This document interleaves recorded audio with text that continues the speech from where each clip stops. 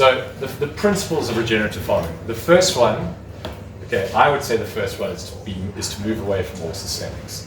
The second one is to reduce tillage. Now this is another common misconception that's made in regenerative farming, well in the philosophy, is that people say you need to move to a no-till philosophy.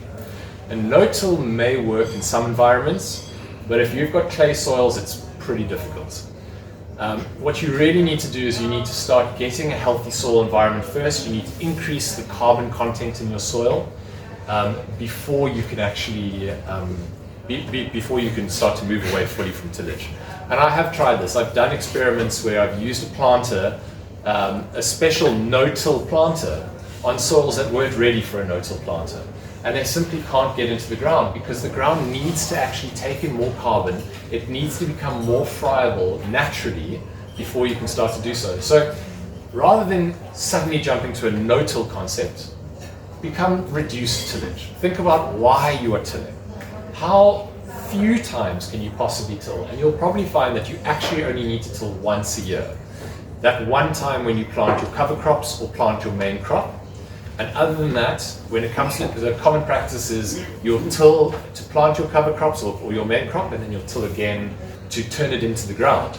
But you don't actually need to turn it into the ground. There are other practices you can do. You can roll it flat and or mow it or whatever, but just start to become more conscious about why you are doing each action and how you can start to reduce it. A very important principle is armor. When we think about soil and building soil health, as I've said, what we're essentially trying to do and what plants do is they're taking carbon from the atmosphere and they're turning it into something solid on the ground. That is what plants do. They use the energy of sunlight to capture carbon dioxide and turn it into something solid. And by the way, this is something, to go off topic again, this is something very important to remember about our whole concept of greenhouse gases and carbon emissions. Because the narrative that we seem to only think about is one side, the carbon that we are taking out of the ground and putting back into the atmosphere.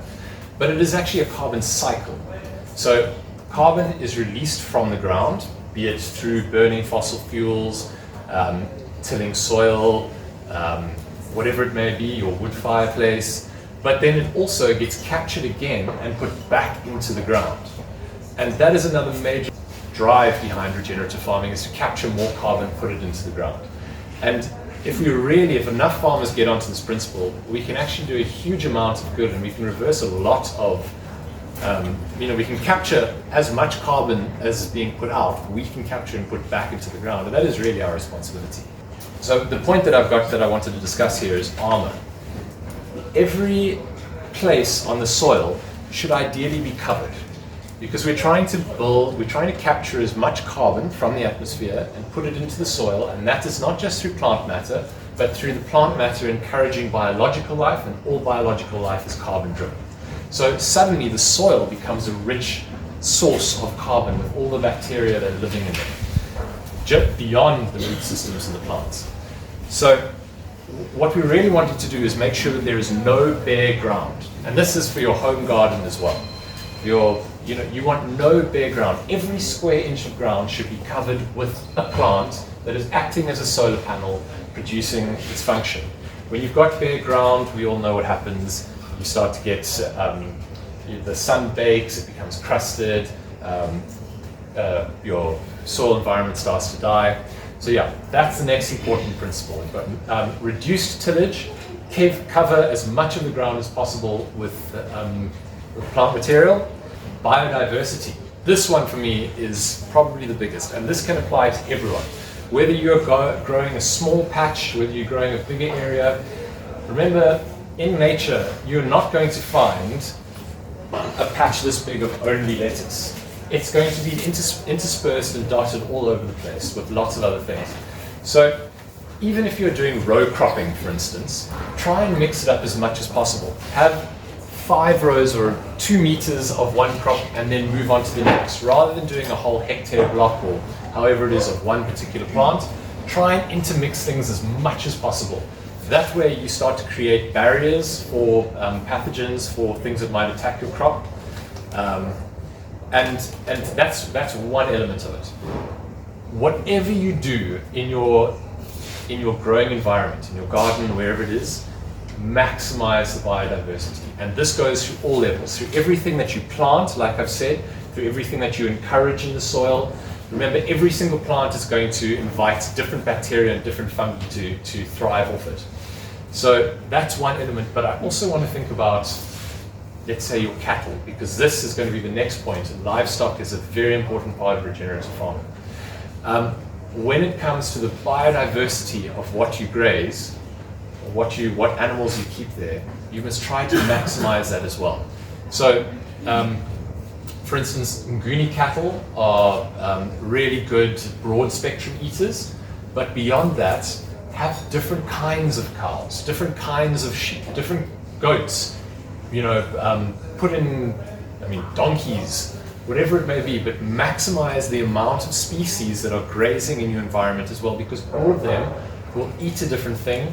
They have got a different microbiome in their gut, and they're going to be producing something else. So this whole process of biodiversity is far more complex than just planting different things on the ground. It really needs to be pushed through to every aspect. Yeah, so that's it about livestock integration. I just want to make a few points on livestock integration as well.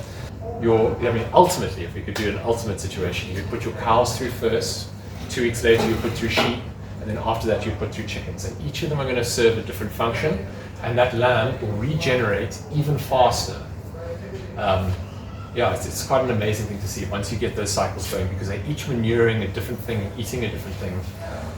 So I said lastly, and perhaps most importantly, regenerative farming fosters a sense of connection and stewardship towards the land. It allows us to pass on healthy soils, thriving ecosystems, and sustainable livelihoods to future generations.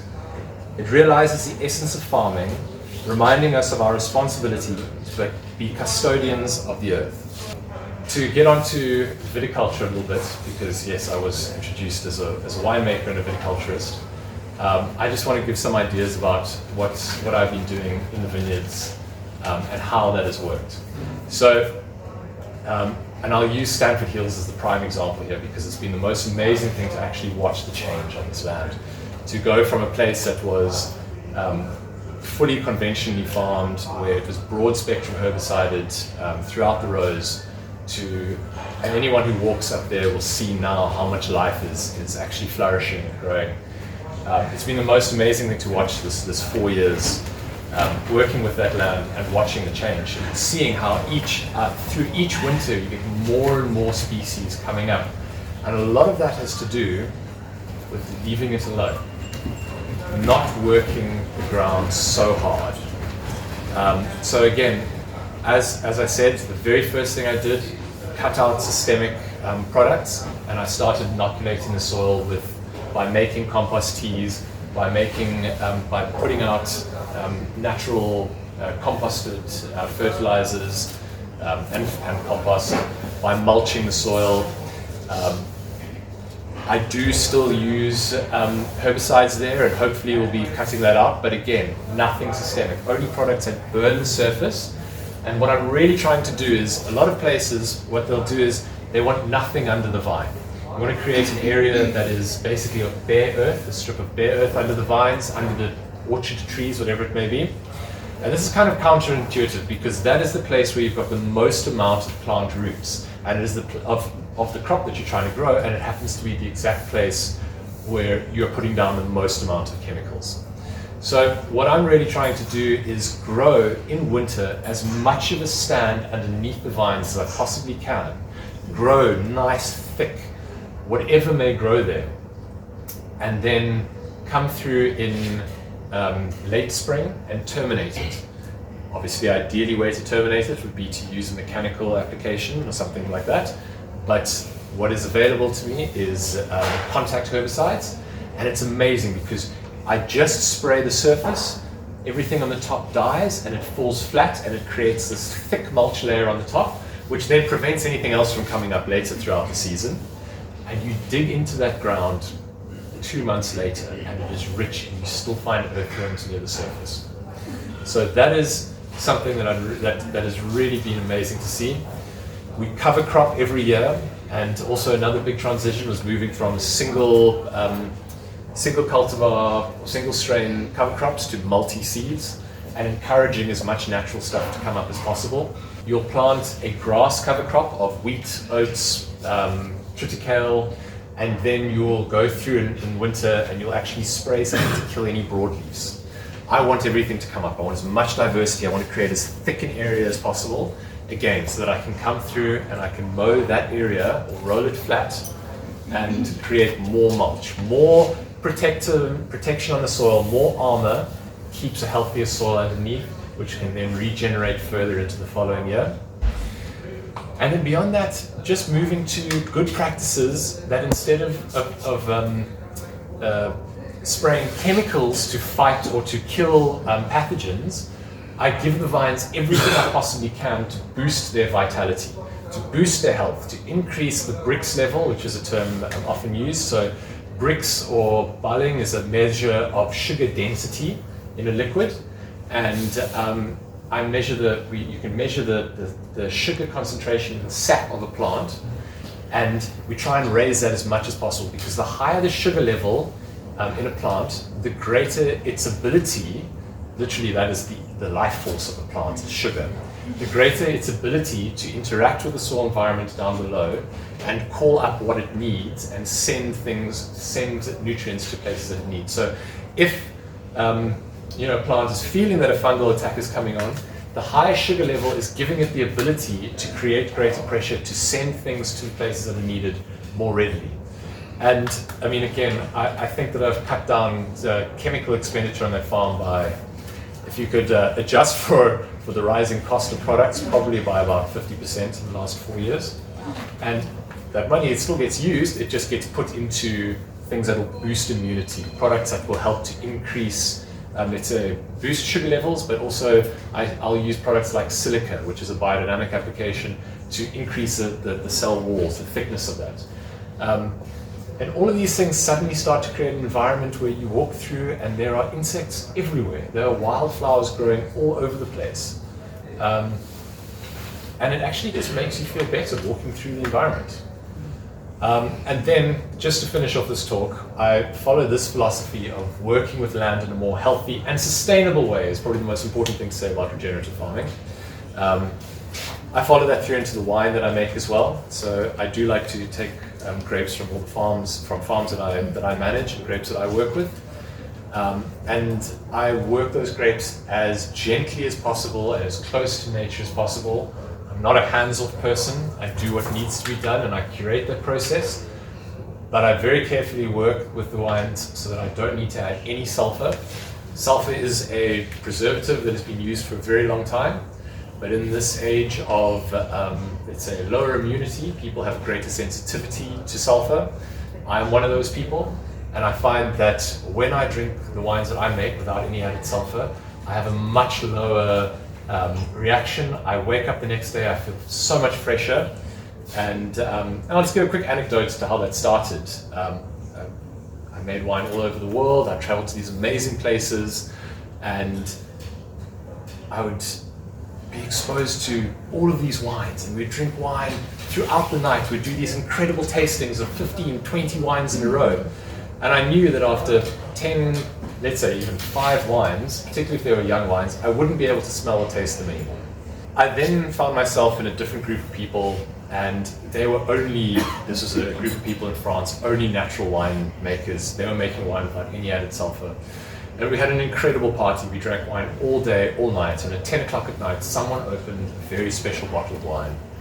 And I just thought what a waste it is, because no one's going to be able to smell this, especially me. And I was able to experience every nuance of that wine. And it took me a while to figure out that everything we've been drinking all day were completely natural wines made without any added sulfur. And that was the ticket that allowed us to continue like we did, to enjoy ourselves throughout the day and night, to wake up the next day feeling great and go back to work, but also to enjoy all of it. So that kind of set me on the journey of making wines without sulfur. There are a lot of people out there with sensitivities, and I hope they find a lot of pleasure in the wines that I make.